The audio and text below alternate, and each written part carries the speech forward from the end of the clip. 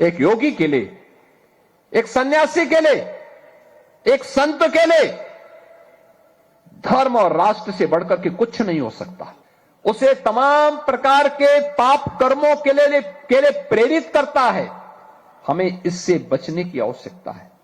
उसके खिलाफ एक अभियान को चलाने की आवश्यकता है और इस अभियान को अगर हम एक साथ मिलकर के चलाते हैं, सीमा पार से आने वाला जो ड्रग है, जो नशा है, वह देश के दुश्मनों की साजिश का परिणाम है।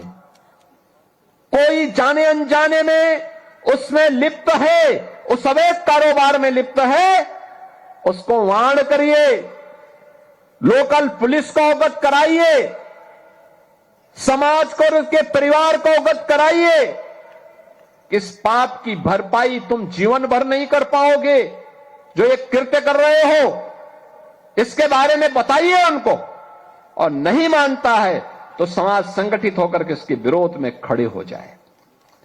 सामूहिक रूप से खड़े होना चाहिए।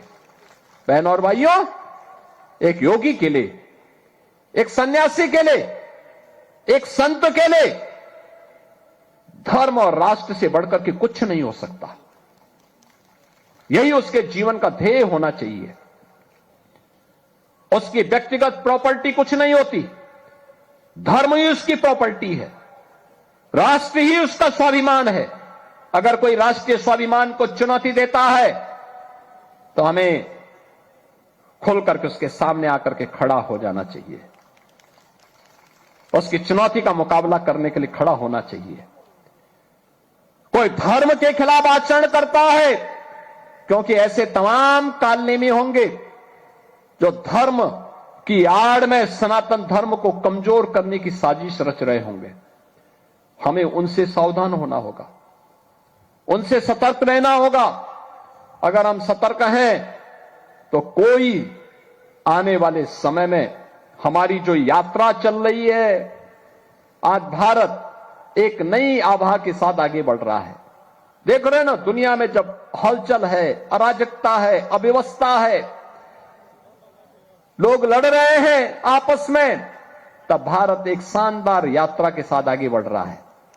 आप सोचो, इस शानदार यात्रा नहीं होती तो प्रयागराज में मौनी अमावस्या के दिन मात्र माघ मेला है, कुंभ नहीं है।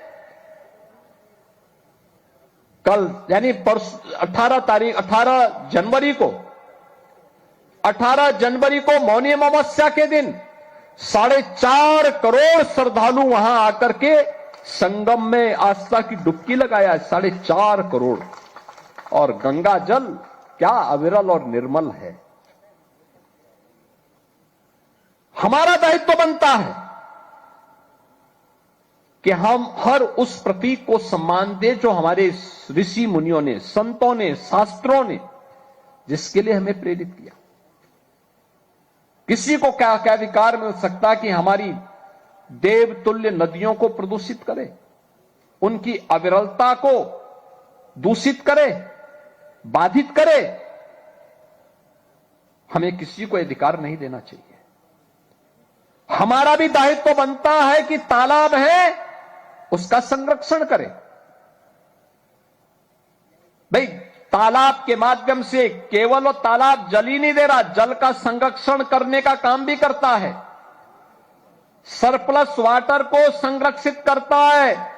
और जब संरक्षित करता है तो वही जल फिर आपके काम आता है, ग्राउंड वाटर ही फिर आपके काम आता है। अगर आप बैंक में पैसा जमा नहीं करेंगे और आपको कभी जरूरत पड़ गई पैसे की, आप बैंक में जाएंगे, बैंक आपको पैसा दे देगा क्या? नहीं देगा। ऐसे ही स्थिति हमारे जीवन की भी होती है। हमने जल संरक्षित किया नहीं और हम चाहेंगे कि हम जल लेते जाएं, और एक समय जब भूगर्भीय जल समाप्त हो जाएगा तब कहां जाएंगे आप? इसलिए तालाबों पे कब्जा मत होने दीजिए, उसका संरक्षण करिए, वहां जल शुद्ध हो जाए, इसके लिए देसी पद्धति अपनाइए, नदियों को पुनर्जीवित करिए। मैं देख रहा था हरियाणा में तो सरस्वती नदी को पुनर्जीवित करने का काम हुआ। मैं पेवा में गया था, बापू शेरनाथ जी बापू के आश्रम में। क्या देखा मैंने वहां सरस्वती जी का, कितना पावन धारा वहां देख रही थी। कभी ये सरस्वती महानदी थी, जैसे गंगा जी है, जैसे यमुना जी है, ऐसी ये धारा बहती थी यहां से लेकर के खंबात की खाड़ी तक। यही तो सनातन धर्म है, यही सनातन धर्म का भाव है। और सनातन धर्म के उस भाव को आगे बढ़ाने के लिए हम सबका दायित्व बनता है कि कोई विकृति अगर कहीं से आ रही है उसके प्रति सचेत हो जाए। याद करिए केरल के अंदर 2009 में वहां की माननीय उच्च न्यायालय ने कहा था कि लव जिहाद केरल जैसे राज्य को इस्लामिक राज्य बनाने की साजिश का हिस्सा है। आज जब मैं देख रहा हूं देश के अंदर तमाम राज्यों में षड्यंत्र बड़े पैमाने पे हो रहे हैं। हमारे संयुक्त परिवारों की परंपरा पहले परिवार को संस्कारित करके आगे बढ़ने के लिए प्रेरित करती थी। धीरे धीरे करके वह परिवार की, संयुक्त परिवारों की परंपरा खंडित होती गई। आज वह भी विखंडित होती दिखाई दे रही है। उसे जीवित करने की आवश्यकता है। धामों के संरक्षण और स्वच्छता के प्रति हमें जागरूक होना पड़ेगा। उनकी पवित्रता को और उनकी मर्यादा को बनाए रखना पड़ेगा। पूरा देश अगर अयोध्या आ रहा है इसलिए क्योंकि अयोध्या धाम में आज भी उसको प्रभु श्री राम की मर्यादा का स्मरण होता है, तो अयोध्या धाम की ओर उमड़ पड़ता है। लाखों लोग प्रतिदिन आ रहे हैं, आज भी आ रहे हैं। याद करिए